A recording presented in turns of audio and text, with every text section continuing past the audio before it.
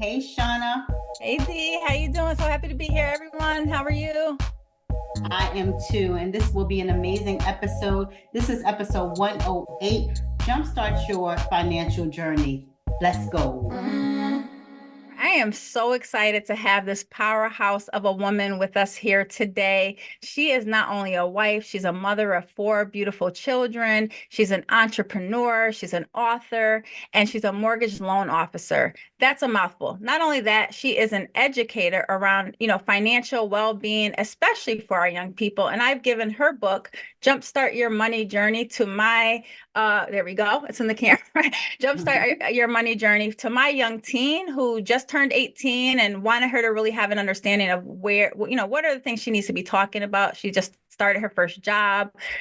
So I can't wait to get through this conversation and really learn more and for our audience to learn more. Welcome, Rashia. So glad to have you here today.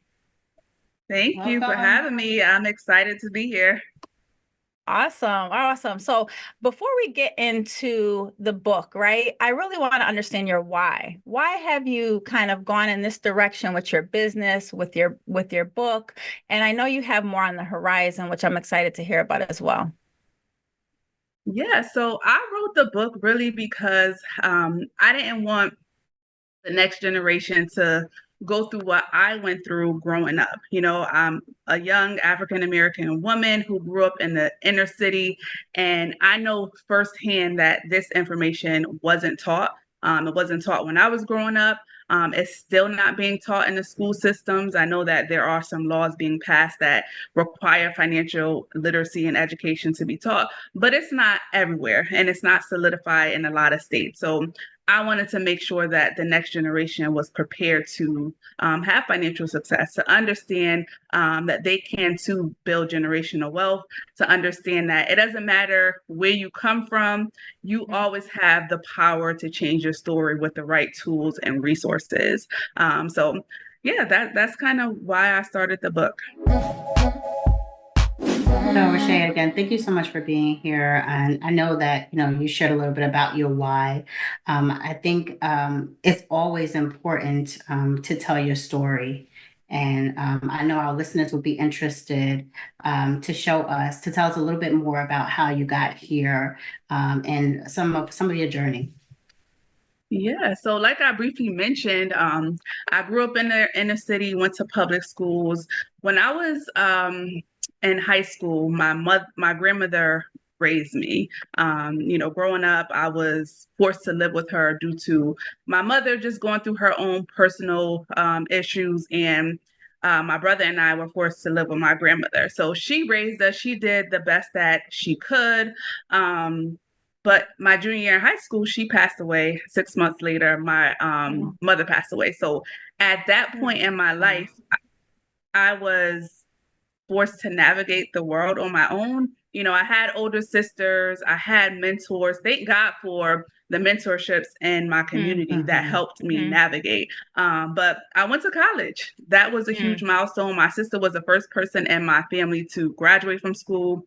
I followed in her footsteps and I navigated college on my own. And as y'all know, when you go to college, right, there is pressure to get credit cards, pressure to just do all this type of stuff. And free money. You think it's free money. Exactly. They are, as soon as you turn 18, they are knocking at your door saying, hey, here's this card. And we viewed it as free money.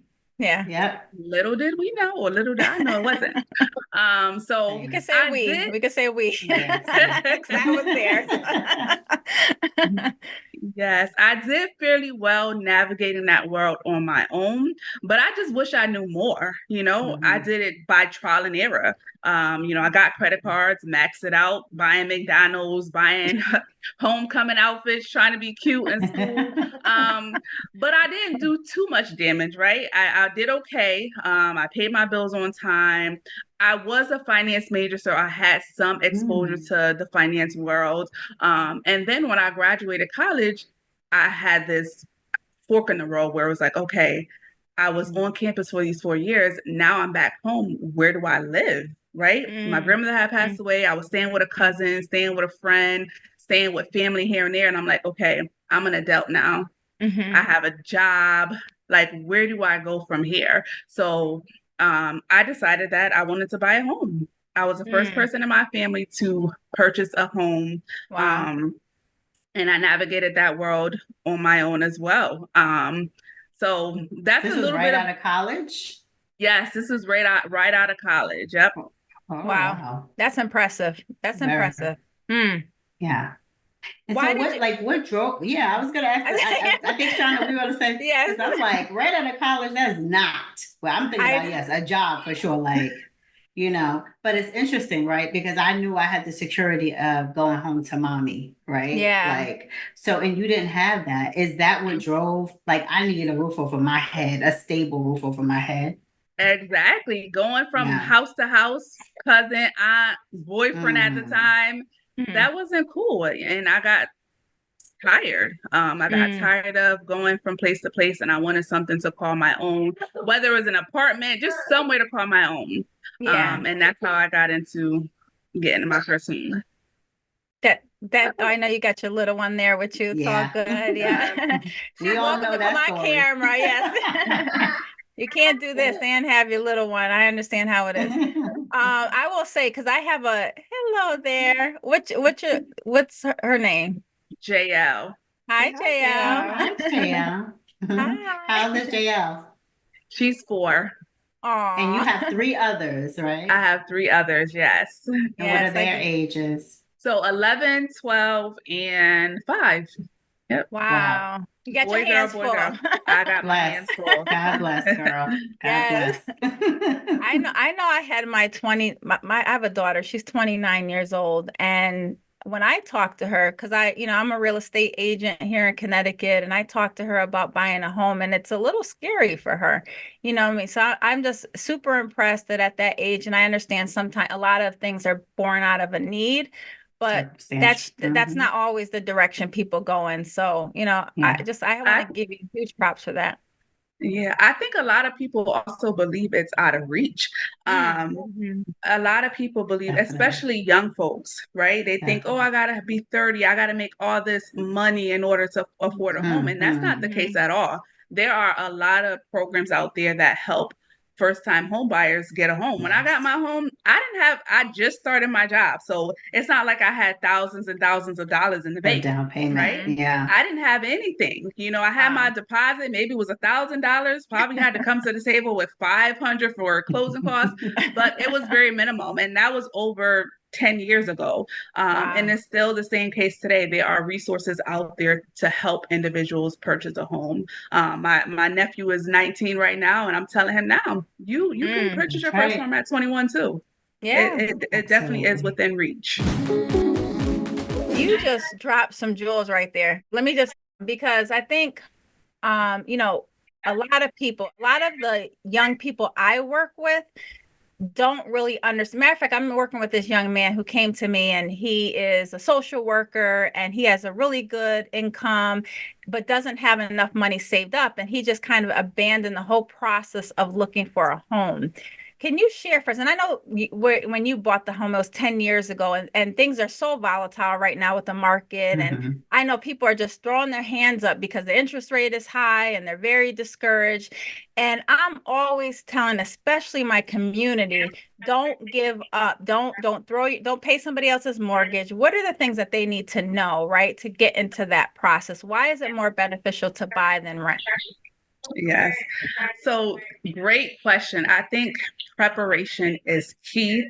You guys mentioned that the market is volatile, but everything that's up must come down, right? And vice versa. At some point, things are going to start to level out. So whether that's 3 months from now, 6 months from now, a year from now, when that time comes, you want to be ready. I get a lot of people that are not ready, right? They're getting ready. So for young people out there, that preparation should start now. And I always say the 3 magic numbers that you should be looking at when it comes to buying a home. And again, buying a home is not for everyone. I don't push that agenda, Mhm. but it is for someone, right? In today's market, rents are just as high as mortgages in certain So true. areas, right? So true. So you might as well buy a house and generate some equity, right? But So again, true. for some folks, they want to travel the world. If I didn't get Absolutely. married so young to have kids, I would have been going from state to state, right? So it's not for everyone. But I say the three magic numbers to start to look at and be prepared for when it comes to buying a home are income, assets, and credit. Income, obviously, you want to make sure you have a decent job. And again, I get people who are buying homes at entry level salaries, $40,000 a year, right? Wow. So you want to make sure your income is intact. You have at least 2 years of work history under your belt. Mhm. And if you don't, and you're fresh out of school, that's okay too, because your education is factored in as well. Oh, wow. Okay. So I did not know that. you can graduate in May, start a job in June, and buy a home, right?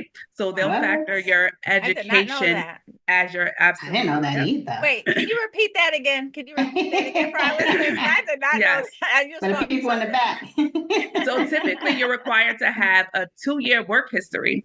However, if you're in school, that school counts. Your education counts as your work history. So Wow. you can graduate in Wow. May, get a Mhm. job in June, and start the Mhm. process of getting pre-qualified for a home. That's Now amazing. that is great information.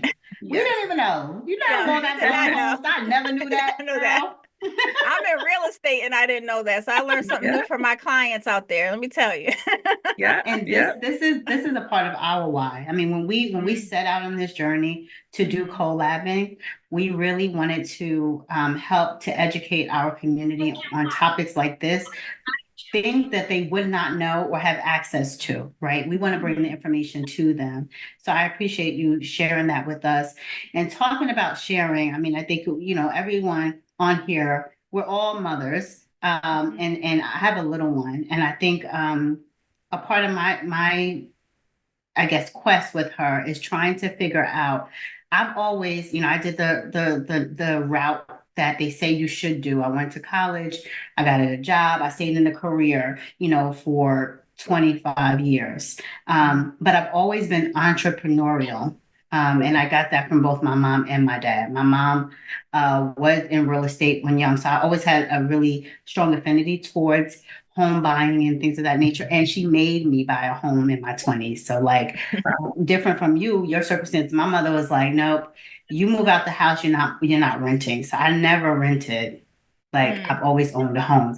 And I had no idea how that was going to set me up for my future. I know what I was doing and why I was doing it. I just did it because my mama told me I had to do it. And I was moving out of her house. So, in terms of mentorship, and your why and why you wrote this book, how do I as a mom sort of help my daughter to understand at this age, she's about to be 9 years old, how do I start to instill those things in her, and how can I leverage your book, in books, because you'll talk to us a little bit about what's coming, as tools, to help. Yes, yes. I think it's important at a young age to make things fun, right? Yeah. Kids don't always want to hear, as I'm going out and vending and they're like, oh, she has a financial literacy book. There's not teenagers that are like, yay, I want to read a Tell me, financial literacy book, right?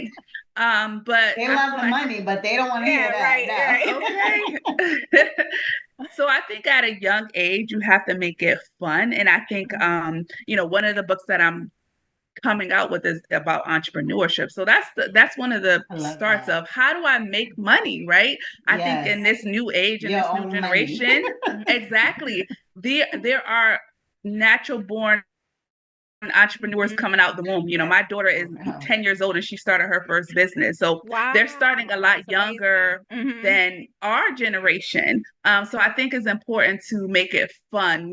Tell them, speak about the gifts that they have. How can you turn that gift into earning Mm, money, and then use the opportunity to share mm, with them things that they can do with their money. A couple years ago, when my older two were younger, we created these save, spend, and share drawers, right? We made it nice and pretty. And wow. we talked about, when you get money, this is what you do. You save some, you spend some, and you share some, or you invest it for later. Invest. So Uh-huh. with kids, I think it's all about fun and not, pushing it down their throat that, oh, you have to do this, but you have to get them engaged in the process so they're excited about learning this information too. This is a great conversation. We got very excited, but I know that you mentioned two other numbers that we should be focused on, and I wanted to give you a chance to elaborate on those. Yes, absolutely. So going back to, young folks getting prepared to buy, we talked about income. Credit is huge, okay? I cannot emphasize that enough, as that's what I deal with on my day-to-day job. And when I look back at the number one or two things that stop people from buying a home, it's credit and their debts, really. So I think for young folks, I think it's important to start establishing credit early. I hear kids all the time say, oh, I don't need a credit card, or I don't need this. And it's like, if you don't play the game, you can't win, right? So you need credit in order to establish it so that you can leverage it, right? Because is it true that no credit is just as bad as bad credit? Absolutely. Mm-hmm. Absolutely. And one thing I wanted to learn, one thing I have learned that I wanted to get your perspective on this is you can, when your kids turn 18, you can put them on one of your credit cards. They don't actually have to have the physical credit card, but you can add them to your account to help them establish a credit. Is that true? Yes, that is true. You can add your child as an authorized user. Yep. Got it. Okay. But you got to make sure you got good credit. You paying your bills, because that's okay. They can work against it. They can work against it. Right. Credit. Right. Exactly. Only if you're paying your credit card bills on time. Exactly. Right. And it's not necessary if they start with one credit card. Once they start at 18 with one credit card, utilize that responsibility. They're going to start to build credit almost instantaneously. So. Got it. Okay. Yeah. And the last thing that I want to talk about is assets. And that's really just having something in the bank. And that's what the book is all about, is getting our young people to understand you work, you pay bills, but you also want to pay yourself first as well. You don't want to work all these years and not have anything to show for. Again, that's something I see all the time. And again, life happens, right? Yeah. I'm not always saving everything that I could or need to, right? Life happens. But it's important to get young people in the mindset to always put stuff aside so that they can be prepared. Even with all these programs out there that will pay for closing costs and down payment, you still need something. Moving is expensive, right? You're going to move into a house, you're going to need to buy a new furniture. You're going to need to buy a broom and a mop, right? You're going to need something. So having that mindset of putting stuff aside is important. I know it's funny when during COVID, you see all these people moving, right? And they moving and they be like, I got my house. And the house is just empty. They like, it don't matter. I'm putting some stuff on, put some pots on the floor. Like, you don't want to be house poor. So I think that's why, all just sort of making sure that you're paying attention to all those things is truly important. Thank you for sharing those things. I really wanted to deep dive into your book, Jumpstart Your Money Journey, right? It's for Gen Z, right? Young teens, teens, young adults, right? Just graduating high school, going into college. And as I said, I'm going to make my daughter listen to this episode. Tell us about your book. Really, what are the concepts that our young people need to understand? Yes, absolutely. I love the book. I'm not being biased, but a lot of books out there. I just want to put this out there. The book is talking about money, but it's also very personable and relatable, and it intertwines a lot of my personal journey in there. So it's not like these teens are just reading a book about financial terms that's going to bore them. I've gotten feedback from so many young people like, wow, it sounds like my auntie is talking to me in this book. So definitely relatable for our children. So I love that. So the book really is foundational. When you think of, a young person starting their first job, what they should know, what we wish we would have known, that's what the book really covers. You know, when you get your first paycheck, understanding the concept of gross income versus net income, and understanding, you know, that you have to pay taxes every year and you're not going to take home what you make, right? Yes, yes. That's important. And I talk about that in my book. Like when I got my first job, I was like, yeah, I'm making $50,000 a year. I'm lit, right? I'm about to, you know, I already had plans in my mind with what I was going to do with my money. But then I got my first paycheck and I'm like, wait, the math ain't mathing right now. Wow. It's not mathing. Like why? $50,000 and this is what I'm bringing home. So I break down the concepts of, you know, all the different deductions and taxes that come out of your paycheck. Yeah, that's good. Yeah. So that's one of the chapters in the book. I would say it's like 7 key pillars. Next, we talk about budgeting, right? You're getting this money, you get your first paycheck. How do you manage it? Right? Yes.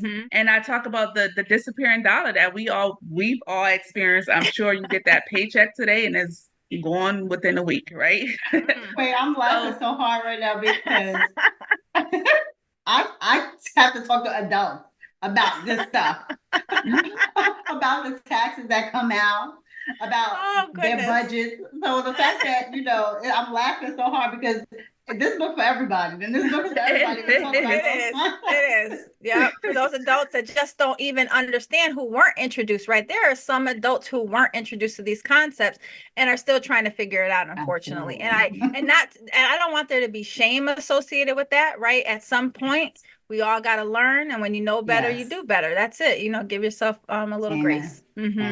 Right. Absolutely. Yeah.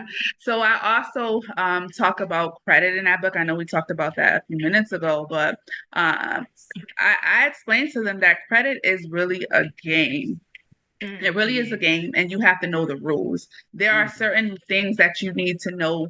You know, there's a formula that these credit bureaus use to give you a score, right?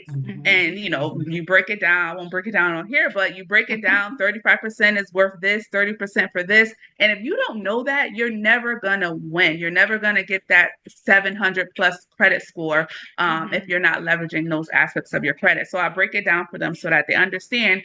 Once you turn 18, these are the 3 things you need to do to start to establish credit. I talk about investing early, right? Not everybody, and I'm personally not, I'm an investor. Huh?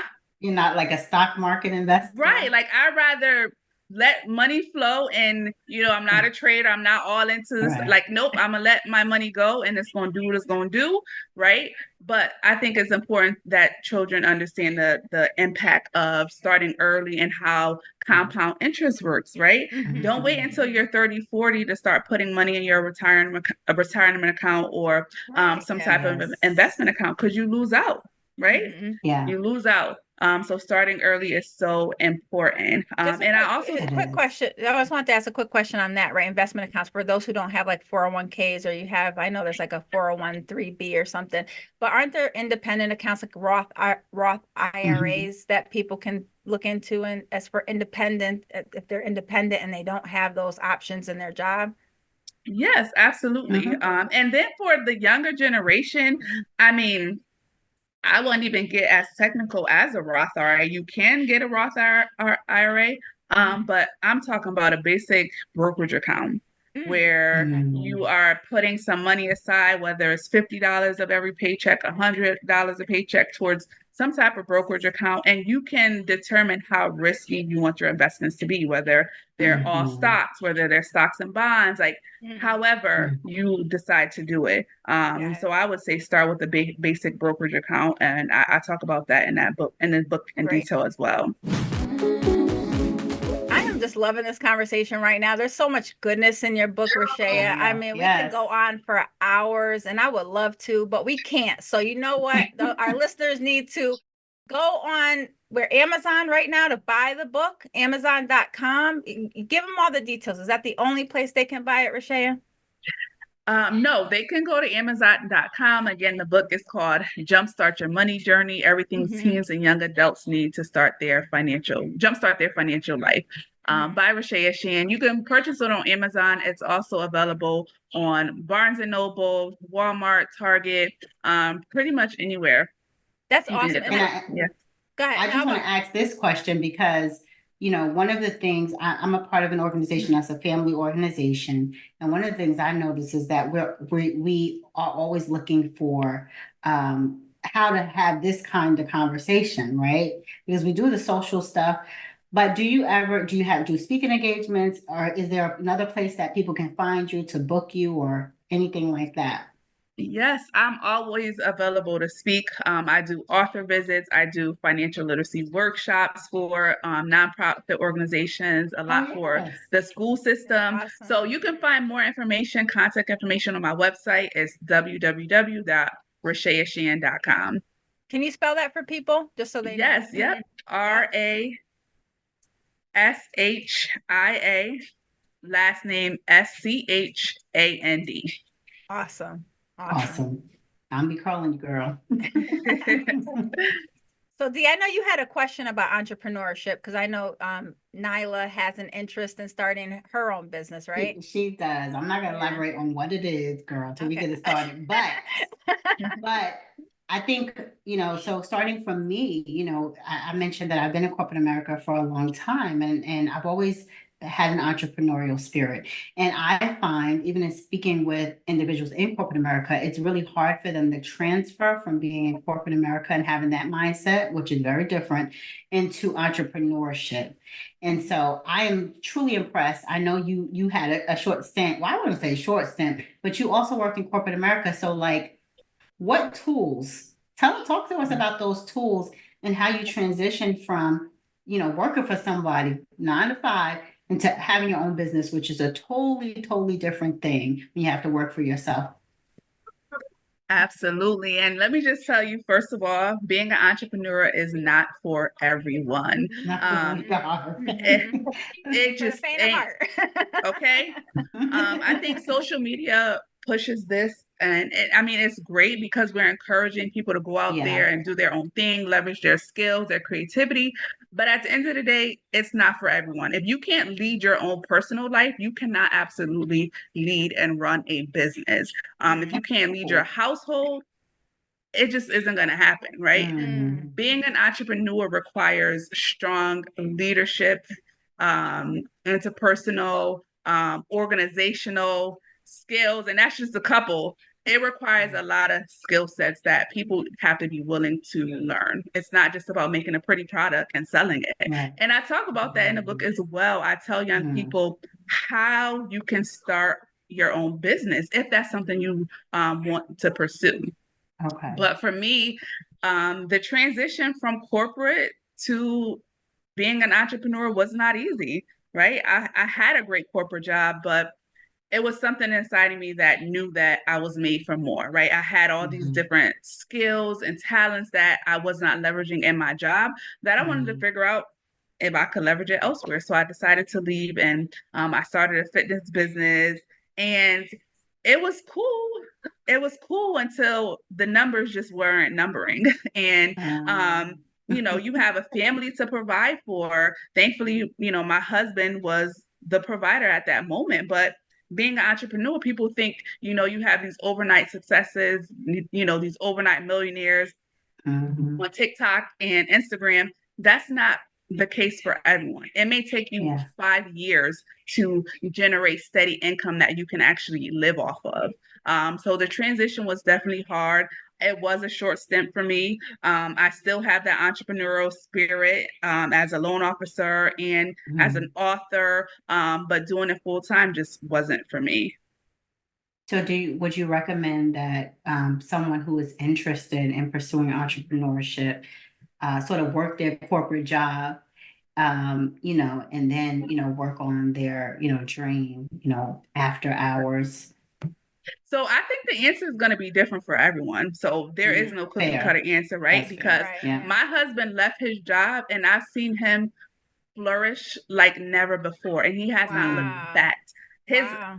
business, he got laid off. So sometimes it's going to take that detachment, that huge leap of faith to get you to go hard and do what was already Yes. predestined for you to do, Amen. right? Yes. But if Push you you out the have that door. job as the source, as that comfort, then you're never going to pursue your dreams like you could, right? So that was stripped away from him, and he went hard. He had to do, He had to, I love that. right? Yeah. So for some, yes, you have to do that. For others, I would say definitely work that corporate job and do your business as a side hustle, or wait till your business is sustainable that you can leave your corporate job and do it full time. And here it is now, right? So it's only natural that your daughter wanted to start her own business, right, at 10 years old. So tell us a little bit about that. Yes. Yeah. My daughter, Kylie, so she would just be around the house mixing stuff, taking my sugars, taking my oils, making scrubs. And I'm like, girl, what are you doing? And she expressed interest in wanting to start her own skincare business. So me with my entrepreneurial background, I'm like, okay, once I knew she was serious, I'm like, okay, I got to help her. So I did we did research, we, tested ingredients, tested products, and we launched her first business called Glow Effect last December. So it's been 6 months.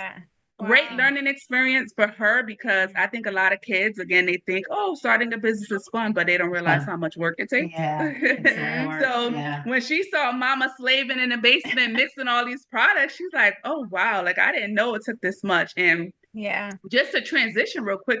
So that journey, we have a book coming out. It's called Kayla and Her First Business Venture. It's coming out this fall. And we talk about girl, you don't miss a beat. I know. On it. We talk about it for young people. It's a story about her and having all these ideas, and she wants to do 50 million things, and we kind of help her tailor it and get her organized and structured into launching and scaling her first business. So it's a great read for elementary kids. And again, that's coming out in the fall. So Rashia, when you have an idea like this, right? Because that was perfect. That's a perfect way to actually to create multiple streams of income. You're leveraging everything that you can. So, but when you have an idea like that, right, and you realize, oh, we need to sort of chronicle this journey, and it needs to be a book to help other people. Do you reach out to a publisher? Like, what are the first steps of that? Yeah. So the book writing journey, I would say, first put it on paper, right? I think a lot of people, I hear so many people ask me that question. How did you start? How long did it take? And the first step is to just put it on paper, put all your thoughts. My Jumpstart Your Money, when I tell you I had notes upon notes upon notes, right? Put it on paper and be disciplined in writing. Once you have your very rough manuscript, then you can reach out to a publishing company. And that's what I did. I worked with someone local who helped me publish the book. I also hired an editor who helped me edit the book.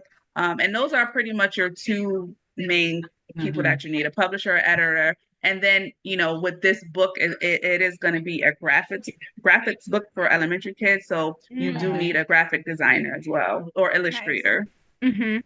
That's wonderful. And then what are some of the foundational things that you had to go through with your daughter, right, to help her to understand this is not just for play? Now, like, this is what we need to do to get serious if you really want a business. Like, tell us some of the things that you had to kind of help her to understand. Yeah, so the first was research. So when I told her, if you want to really launch this business, this is skincare. Like, this is people, we can't play with this, right? So I told her, if you mix in shea butter and jojoba oil and all these different oils, you have to understand what these products do to people's skin, what are the benefits, what are the side effects, all of that stuff. So she did her research. She would write it on, these kids are tech savvy. They will go to YouTube, Pinterest. She did her research. She would write it down, and she would come to me and say, Mommy, look, I did my research. These are all the ingredients. These are the benefits. So I think research is really the foundation. Once you do your research, you want to pick that product or service, because we could go overboard thinking we could do everything at once. So it was like, I did my research. Okay, let's focus on 2 to 3 products and then go from there. And that's kind of how we launched. That's beautiful. It's beautiful. We appreciate everything that you've talked to us about today, Rashia. Tell us where we can find Little Mrs. products. Yeah, so right now we're only 6 months in. Right now we've been doing local vendor pop-up shops. The goal, we have a timeline, right? Every business needs to Yes. have a strategic plan. So our plan is to continue to perfect formulas, try out different products, and then by 2025 have an online store up and running. But right now, you guys can follow her at Glow Effect Skin on Instagram, and we share whether what next pop-ups will be at. And you guys are local to Connecticut, right? Just so everyone Yes, knows, we local are to local in Connecticut. Connecticut. Okay, that's Yeah, right. yeah. All right, Oh, Connecticut representing. Okay. That's right.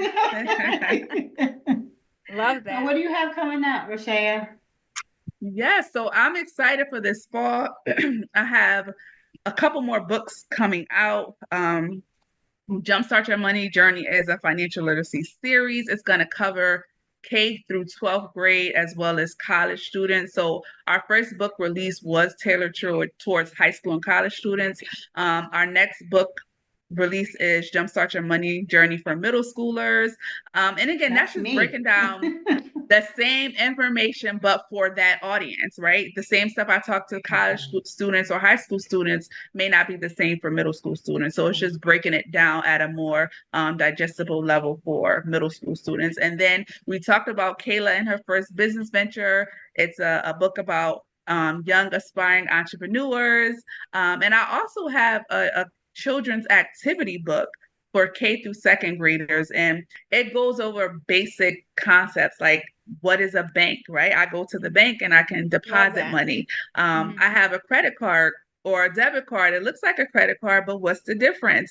I can earn money by starting a business, right? And the great thing about these books, and not being biased or anything, but I feel like people that look like me, look like my children, I feel like representation matters. So I didn't mention this, but all of my kids are featured in these books. One, my kids are co-authors, and my smaller children are characters in the book. So I think it's very important for people of color to have stories that they can relate to, even if it's just a photo of, a young Black kid or Hispanic kid that looks like them. So that was important to me.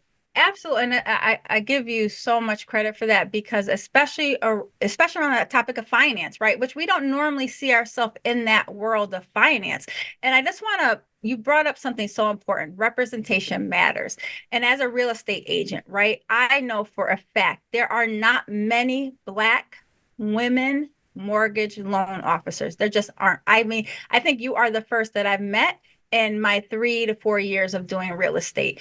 And so I just want you to touch on, I feel like, especially in our communities, right, it's very still taboo to talk about your finances with people and just a stranger, right? To be able to see somebody that looks like them, I think there's a level of comfort there. Just want to get your idea in terms of, what your experience has been, as well as, let's even talk about, you're talking about entrepreneurship and your kids doing different things. Not everyone goes the route because of student loans. And we all know the issues around student loans and the debt that you accumulate. Can you also just talk about what are some of the other career choices? I mean, people don't necessarily all have to go to college, right? Because there's a huge expense, a price tag that goes along with that. Yes. Everything that you said was so true and so on point. Even today, when I first started in this industry, I've only been in it for a couple years, and the story is the same. It's a white male dominated industry. It really is. And I feel like it needs to change for that very reason. There are people who I've encountered who I have helped them shift their mindset of what they thought was possible. People who were in their 60s, 50s, 70s, who thought that home ownership wasn't possible. But I believe God used me as a vessel to reach those people, to let them know that it is possible. It's not too late. They can still generate wealth for their family, for themselves, for their children. So I love it here. It's a career path that I say chose me because I went the traditional route. I went to college, I got a degree, I started a corporate job. being a loan officer never even crossed my mind. But now that I go out to schools and I'm speaking to students, now that I'm working with a lot of young buyers who are just trying to buy a home and they have all this student loan debt, but their incomes are entry level, it can get very tricky and discouraging for those students. So I always emphasize that there are career paths that don't require a degree. A loan officer, you have to take a test. A real estate agent, you have to take a test, and you can become licensed. There's so many trades out there where it only requires a license. And you can make decent money. So that's kind of how, I stumbled across this. It was an opportunity presented to me, and that's where I am.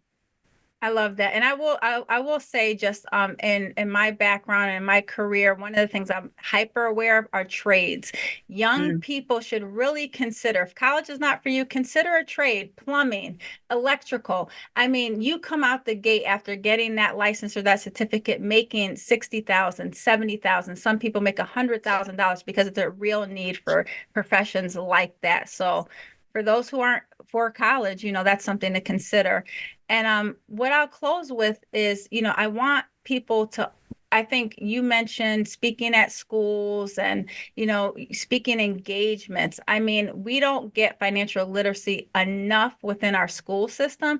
So I just want you to kind of reiterate for people where they can find you. What are some of your financial literacy courses that you offer? And what are the benefits of bringing you into an organization to share the knowledge that you have? Yes. So everything that I offer is really tailored to the needs of the organization. I've worked with schools where I've come in once a week and did a full out, 12-week series for students. So every organization is going to have a different need. And I work a case by case basis. I don't have a specific package. I tailor my package towards the needs of that organization. Again, everyone can find my information on my website, www.Rashia Schand. It's spelled Rashia, last name Schand, Schand.com. And you can just fill out an inquiry form. Let me know what your needs are. You can contact me directly and we can go from there. So, Rashia, this has been totally amazing. Speaking with you, hearing from you, sharing with you. We typically like to end our episodes asking or challenging us, I'll say, ourselves and our listeners with one small thing that they can do to basically elevate themselves, just one. And so I'm going to ask you to give us our challenge for this episode. I'm ready. All right. If I can, I'm going to give everyone two small challenges. And the first one is, they're small, but very crucial, right? Okay. So the first one is to look at your spending over the past month, look at your budget and find an area where you can cut back or reduce so that you can invest or save an additional $50 a month. That could be cutting back on whatever it is. I won't tell you what, because everybody's different. But cut back on something and put an extra $50 a month away for the rest of the year. The second thing is, and a lot of people avoid this until there's a need, is to look at your credit report. The credit report isn't just important when you're buying, when you're looking for credit, but it's also important to be proactive. So you're making sure that you're building credit, but also making sure there's nothing on there that isn't yours. So you can always get a free credit report from www.freeannualcreditreport.com to see what's out there. So I challenge all your listeners to do that before the end of the year. Those were two really great ways for people to focus, to get themselves on track. Thank you so much for sharing those challenges with our audience. Thank you for tuning in, everyone, to Co-Labbin and Co-Labbing with us. We appreciate you. Yeah. See you next time. Next time. Rashia, this is amazing. You have to share with me what you and your daughter did because my daughter is really interested.